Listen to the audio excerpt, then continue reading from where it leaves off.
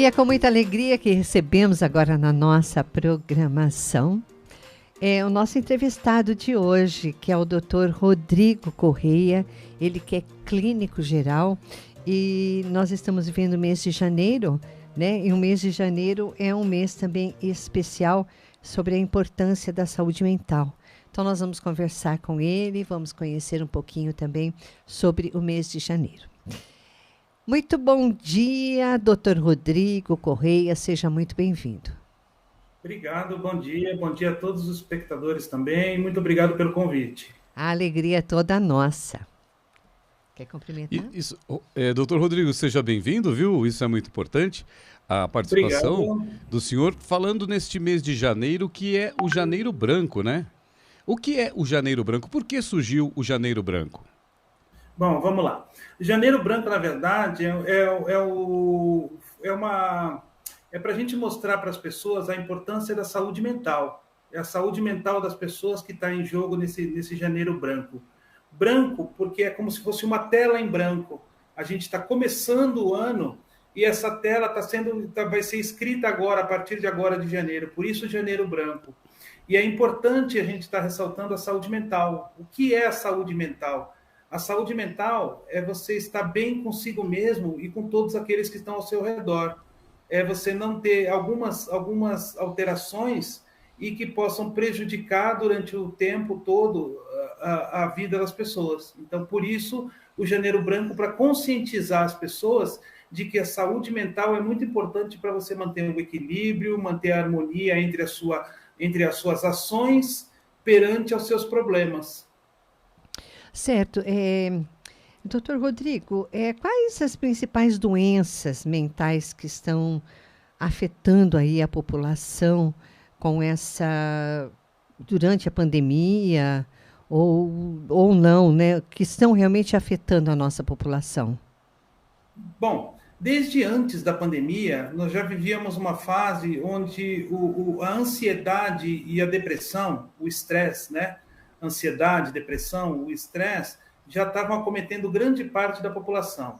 Daí veio a pandemia, todo mundo ficou preso em casa com aquele medo todo, tudo que estava acontecendo, e isso explodiu os casos de ansiedade e depressão, e essas alterações, pequenas alterações mentais, mas que causam grandes problemas na vida cotidiana das pessoas.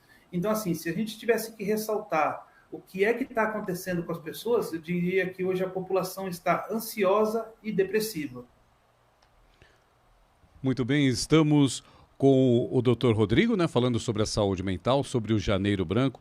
Doutor, segundo a Agência Nacional de Saúde, problemas mentais causam afastamento no trabalho, né? Como cuidarmos da saúde mental e a que ponto sabemos que estamos abalados psicologicamente? Bom, a gente tem que estar sempre observando qual é a nossa reação perante aos problemas cotidianos. Tá? Isso relacionado ao trabalho e também ao ambiente familiar. Isso vale para as duas coisas. Por que é que eu recebi aquele boleto, eu choro? Por que é que quando o meu chefe me manda fazer uma demanda, eu fico estressado e irritado e quando eu chego em casa eu desconto nas crianças? Porque essa minha reação não condiz com o problema que eu tenho. Isso é uma alteração mental, né? E isso é um problema que gera muito... Essas alterações de saúde mental geram muitos problemas no dia a dia cotidiano das pessoas. E a gente acaba tendo problemas de relacionamento e problemas com produtividade, seja no trabalho ou problemas de relacionamento em casa, por conta dessas pequenas alterações que a gente não sabe realmente que é uma doença. E como que a gente faz para prevenir isso? Primeiro, a gente tem que descobrir quais são esses gatilhos. O que é que está acontecendo? Eu estou chorando à toa? Eu estou ansioso? Eu já levanto da cama com aquele peso e não consigo ir trabalhar? Eu não estou rendendo no trabalho? Eu estou irritado com o meu chefe? Isso são pequenos sinais que mostram o acometimento da doença. E como que nós podemos fazer de um modo simples para prevenir isso? Você fazer uma meditação de manhã, respirar melhor, você manter um ambiente saudável de trabalho. Então, assim, deixar os problemas familiares em casa, deixar os problemas do trabalho no trabalho e você se relacionar com os seus problemas de acordo com o grau de gravidade deles, né? Você manter o equilíbrio entre a sua ação e o que é a demanda de fato. Outras coisas que funcionam bem além da meditação é você, por exemplo, praticar esporte. Isso é muito importante porque tem diversos a gente tem diversos neurotransmissores que vão ajudar a gente a manter um corpo mais equilibrado. Outra coisa que é importante é você manter um hobby. Isso é muito importante, você fazer alguma coisa que você realmente goste de fazer, porque essa sensação de prazer que você tem vai ser levada também para os outros ambientes, o ambiente familiar, o ambiente de trabalho e tudo isso. Certo. Quais as orientações assim importantes para quem sofre com os problemas mentais, né? E como ter assim uma saúde mental para viver bem? O importante é a gente descobrir quais são, se eu estou tendo reações compatíveis com aquele tamanho daquele problema. Esse é o primeiro ponto, é você descobrir que alguma coisa está errada contigo. É você perceber que, por exemplo, o fato de uma criança ter derrubado um brinquedo no chão não é motivo para um estresse tão grande. Porque o seu chefe pedir uma demanda não é motivo para ter uma rentabilidade. Isso são os gatilhos. E como que a gente pode fazer para cuidar disso, de fato? É procurar ajuda profissional. Porque isso, as pessoas acabam achando que é uma coisa normal, que é uma coisa corriqueira e que isso vai passar amanhã ou depois, mas, na verdade, isso é uma doença. Né? Isso é que é importante a gente tá sempre ressaltando, que ansiedade, depressão e estresse excessivo são doenças e precisa de ajuda profissional, seja de um psiquiatra, seja e que assim acabar com esse estigma de que o psiquiatra é um médico de louco, porque não é. Ele é o médico da saúde mental, é para manter o seu equilíbrio. Eu também vou procurar um clínico que seja especializado nisso, que é o meu caso, ou então procurar a ajuda de psicólogos, né? Isso também é uma forma. Fora isso, também aquilo que eu citei antes, que é você tentar manter um bom equilíbrio, uma boa harmonia do seu próprio corpo e a sua relação com o meio. Muito bem, estamos com o Dr. Rodrigo falando sobre a saúde mental. E você, meu irmão, minha irmã, pode fazer a sua pergunta no WhatsApp 98904-3747 e também no 4397-6520. Fazer a sua pergunta, não fique com dúvidas não, faça a sua pergunta. E doutor, nós estamos em janeiro, começo do ano, as pessoas sensíveis, sensibilizadas. No começo do ano é a época propícia para começarmos a prestar atenção na saúde mental? Eu acho que é muito importante, porque nós temos o fato do estresse do final do ano, que é a parte onde você já está muito cansado, que já trabalhou o ano inteiro, que tem contas muito grandes para pagar, e você lidando com isso, passando o período de festas, o ser humano, de um modo geral, ele está propenso e aberto para novas perspectivas, para novas alternativas, e esse branco, que é o janeiro branco, foi o que eu falei no começo, é a nossa tela em branco, nós estamos começando a escrever o livro de 2023, então é a hora da gente parar, pensar, relaxar e começar a escrever o que é que você quer que seja durante o ano todo, que é você manter o equilíbrio, você manter uma boa harmonia no seu trabalho, você manter uma boa harmonia familiar e, principalmente, você estar bem consigo mesmo. Então, o janeiro branco, a gente aproveitou o janeiro porque é essa época de reflexão, é essa época de mudança.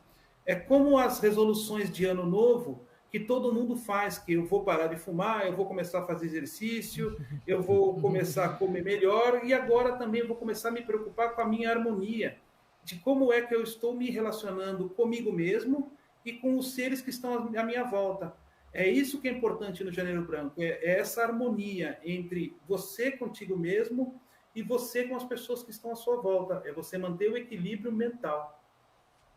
Doutor Rodrigo, adolescentes, o senhor acha também que aumentou o número de crianças com problemas assim, de saúde mental, com esse negócio da Covid Muito. e também não, né? Sem ser com a Covid. Você acha que tem aumentado o número de adolescentes também com problemas? Muito, aumentou muito o número de crianças e adolescentes com problemas que são problemas relacionados à saúde mental, principalmente com relação a o adolescente, a criança e o adolescente, eles estão numa fase de socialização. Eles precisam dessa interação com amigos, com o colégio, com familiares. E quando chegou a época da pandemia, esse laço foi rompido. Eles ficaram principalmente com tecnologia, celular e esse tipo de coisa, mas não teve a relação interpessoal entre pessoas. E isso leva ao estresse e nessa fase de criança e adolescente, eles lidam, eles estão precisando fazer essa socialização. É na fase do conhecimento de mundo. E eles perderam durante 2 anos essa convivência interpessoal. E isso atrapalhou demais. Tem outra coisa, o acesso a celular, o acesso à tecnologia, levou a uma demanda de informação muito grande. Então, a criança e o adolescente que estava preso dentro de casa, recluso, ele teve acesso ainda a milhares de informações e muitas delas desencontradas, nós mesmos não sabíamos o que estava acontecendo. Então, esse estresse e ansiedade de não conviver com os amigos, de não conviver com o ambiente escolar e o acesso a muita informação e informações ruins levaram a um aumento gigantesco nos casos de ansiedade e depressão. Isso em crianças e adolescentes também. Muito bem, doutor.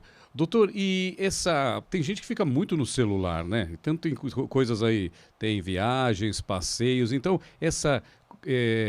deixar um pouco o celular e contato com a natureza, caminhada, como o senhor disse, exercícios, ajuda também nesse Janeiro Branco, dar uma fortalecida na saúde mental?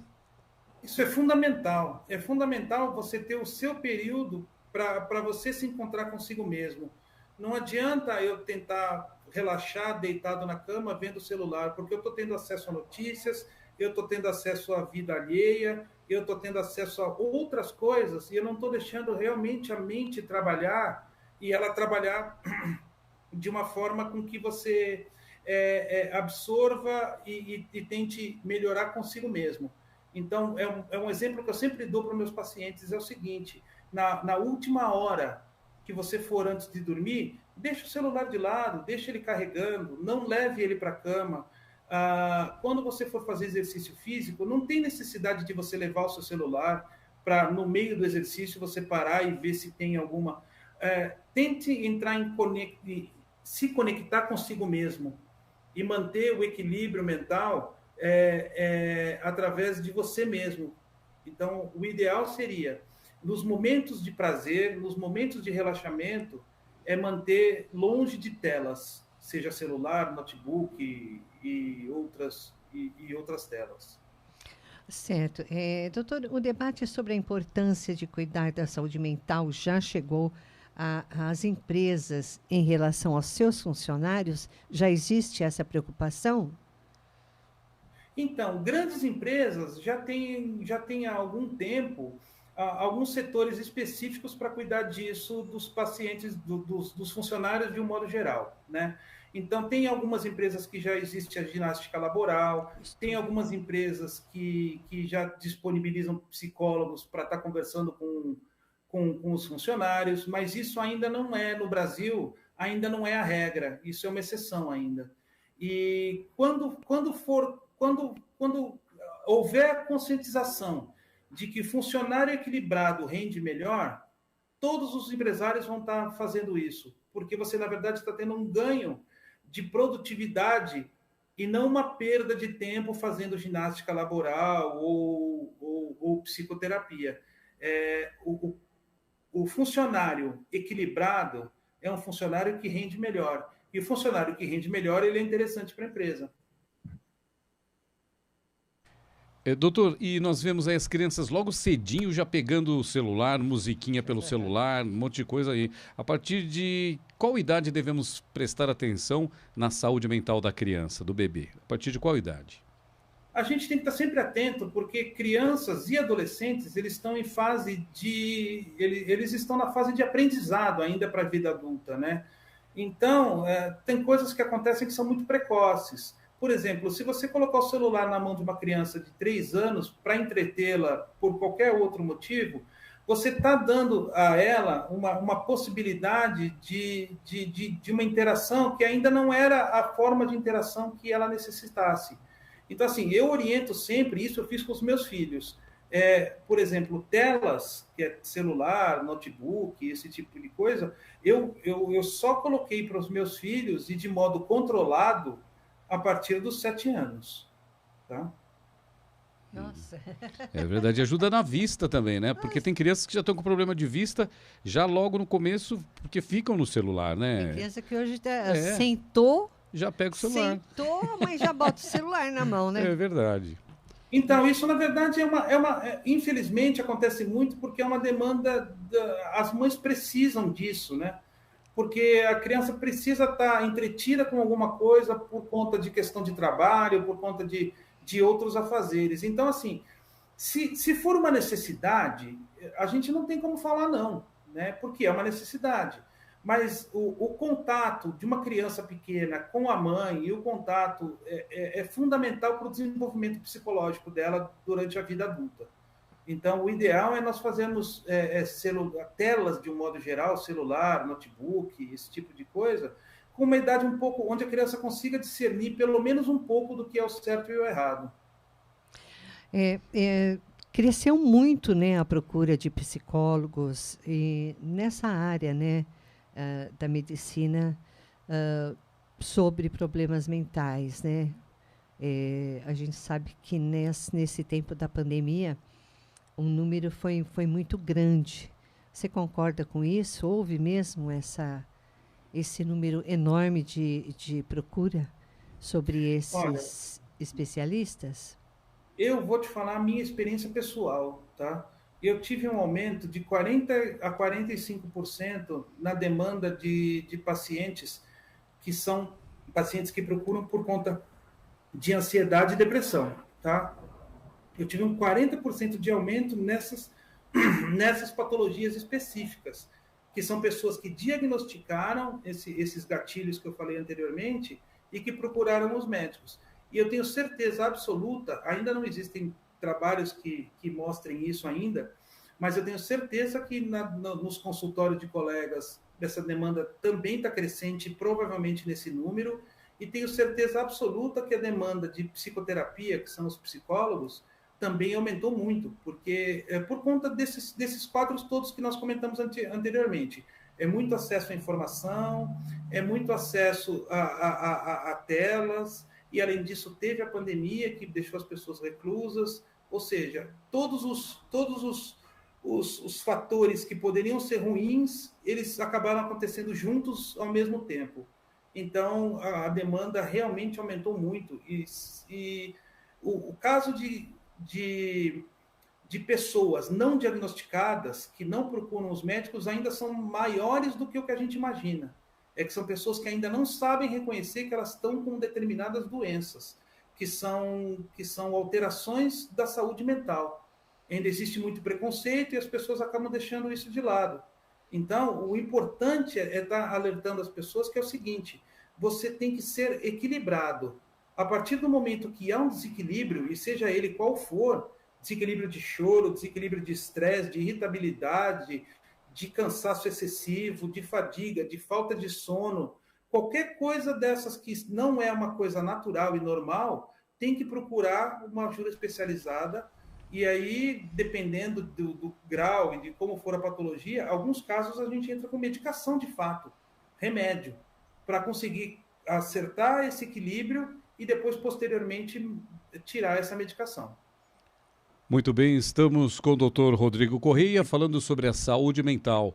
Dr. Rodrigo, há uma grande procura, né? Uma grande procura para os profissionais da psicologia, da psiquiatria. Quais os cuidados devemos ter ao procurar um profissional? Eu acho que assim, você está sempre pesquisando, né? Ouvindo. O mais importante no nosso meio é o boca a boca. Então, sempre tem uma pessoa que indica um bom profissional. Isso é muito importante. E a partir do momento que você procura o profissional, é você procurar as credenciais dele, né? Ver se é realmente um profissional de fato e quais são as coisas boas que ele possa levar até você. E o mais importante de tudo é ter empatia. Isso é que é o mais importante, é você confiar naquele profissional que você escolheu. A gente tem que chegar na frente do médico, seja por visita presencial e hoje também por muita demanda online, que é o meu caso, mas você confiar no que ele está dizendo. Você tem que sentir daquele profissional que ele está fazendo o que é o melhor para você e que ele vai te acompanhar durante um longo tempo. Certo. Tem mais alguma pergunta? Isso, doutor, interessante também a fé, né? Nós temos aqui uma campanha Movidos pela Fé. A fé, a religiosidade ajuda assim, deixar a mente melhor, mais calma. A fé é importante no tratamento, no nosso dia a dia? A fé é fundamental para o tratamento. Eu vou falar, existem estudos científicos que comprovam que pessoas que têm fé e que acreditam e que fazem as suas orações, e isso é comprovado cientificamente que essas pessoas têm uma melhora no quadro. É cientificamente comprovado que pessoas com fé são pessoas que elas saem melhor das patologias, elas se curam mais rápido, elas largam os remédios mais rápido, por conta principalmente da fé. Então, isso é uma coisa que nós chamamos na medicina, que poderia ser considerado um efeito placebo, mas, na verdade, a melhora é tão grande que é considerado, a fé, ela é considerada um remédio. Uhum. Muito bem, doutor. E, doutor, tem pessoas assim que, as pessoas sozinhas, né, as pessoas que muitas vezes não têm, apesar dos meios de comunicação, a solidão também causa um transtorno mental também, né, doutor? A solidão em si já é um fator, é um grande desencadeador de fatores de saúde mental, né? Porque, assim, a maioria das pessoas, nós seres humanos fomos feitos para ter relações sociais. A partir do momento que a pessoa está solitária, e aí podem ser por vários motivos, né? Ela pode estar solitária por conta de um luto, e isso vai desencadear uma ansiedade, uma depressão. Ela pode estar sozinha por opção, e por opção, ela também pode desencadear depressão e ansiedade por conta da natureza humana. A natureza humana foi feita para socializar. Então, é muito importante, e se alguém tem alguém solitário em casa que eu digo na família, né? Alguém solitário que vive recluso na própria família, está atento a esses sinais, porque possivelmente a pessoa já tem um transtorno de ansiedade e depressão, ou associadas, ou uma e outra, já presentes. E talvez essa ansiedade e depressão seja o fator causador dessa solidão. Então, é o contrário. A maioria das vezes, a pessoa é solitária por conta de uma depressão ou por conta de uma ansiedade anterior e que não foi diagnosticada. Eu conheço uma pessoa que ela, assim, morava sozinha com um animalzinho de estimação. E esse animalzinho morreu. E a pessoa está numa depressão, como se fosse assim uma pessoa da família, porque era a única companhia dela, era esse animalzinho.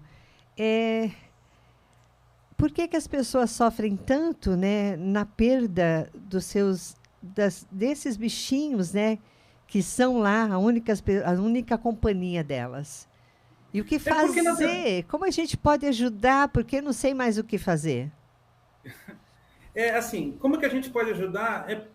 Procurando ajuda profissional, tá? Não tem outra saída. A gente precisa de ajuda profissional porque a pessoa sozinha, ela não consegue perceber o quanto depressiva ela está. Ela até sabe que está depressiva, mas ela não consegue sair. É como se fosse um funil e a pessoa está lá no fundo do funil e não consegue sair daquele funil. Então, a gente precisa resgatar essa pessoa de dentro do funil e trazê-la aqui para fora para ela ver que existem outras coisas. Com relação aos animais de estimação, hoje em dia, a relação entre os humanos e os animais de estimação é uma relação quase que uma relação parental. É como se fosse realmente um filho e que ela tivesse perdido esse filho, entendeu? E não adianta fazer uma simples substituição, porque a gente não substitui filho, né? Então, se ela tem essa relação parental com o animal de estimação, ela realmente vai viver o período de luto, tá? Que é como se fosse um luto de um familiar, e precisa de ajuda profissional para sair desse funil, que é um moinho, é um roda-moinho que está levando a pessoa lá para o fundo do poço. Então, é necessário ajuda profissional para resgatar e trazer outros prazeres para tentar, inclusive via medicamentosa, tentar equilibrar de novo essa pessoa e manter o equilíbrio. Agora, o período de luto é natural. É como se fosse uma relação parental. Muito bem, doutor. Infelizmente, encerramos este momento muito importante. Queremos saber as redes sociais, quem quiser entrar em contato com o senhor, doutor. Eu vou deixar o meu WhatsApp, é DR, de doutor, né? DR, _ Rodrigo, _ Correia. Então, DR, _ Rodrigo, _ Correia. Isso é o meu Instagram, tá? E eu gosto de deixar também todos os meus pacientes e todas aquelas pessoas que quiserem perguntar alguma coisa, eu deixo o meu WhatsApp, que é o meu WhatsApp pessoal aberto. O código é 13 99622 7521. 13 99622 7521. E agradeço desde já o convite, que para mim foi fantástico estar podendo levar esse tipo de tema para pessoas que realmente precisam. A alegria foi toda nossa de recebê-lo, viu? Foi um prazer. Obrigado, doutor. E até a próxima. Feliz ano novo. Até a próxima. Tchau. Tchau, tchau. E vamos nos despedir de Maceió também. Um beijo no coração de todo o Maceió. E amanhã tem mais Bom Dia, Amigos. Daqui a pouquinho a gente volta.